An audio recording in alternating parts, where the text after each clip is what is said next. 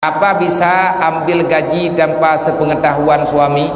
Kadang ada sesuatu, karena ada bantu kerja, karena udah pernah diminta tapi suami nggak mengizinkan. Tapi saya perlu karena orang tua saya udah tua. Jadi jika saya ambil bisa berapa?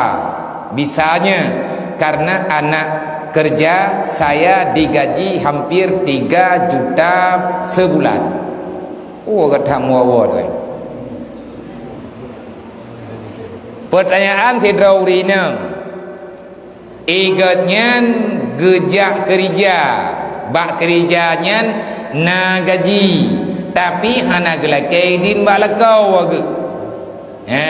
Pakar ni kanya dia kerja karena perlepeng lebih.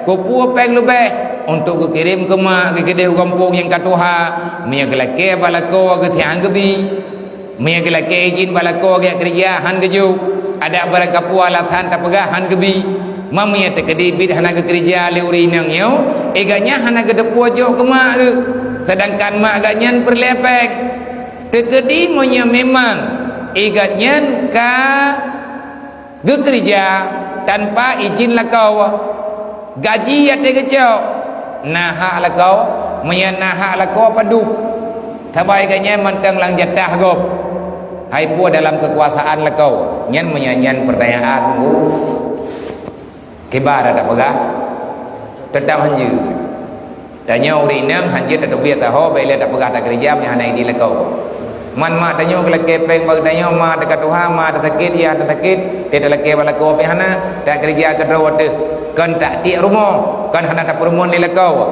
tak kerja fiat gajinya tak pasapat ataupun tak kerja tak raul purih pijampuh rumah tak publo purih pijampuhnya ke urang hana izin lekau anjir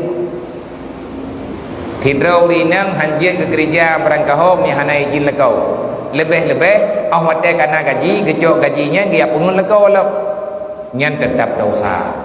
Cuman lebih god kita dalam rumah tangga berterang-terang, berterang-terang, lebih god berjujur-jujur, insyaallah menyebutoi akan naga beri kemudahan di Allah.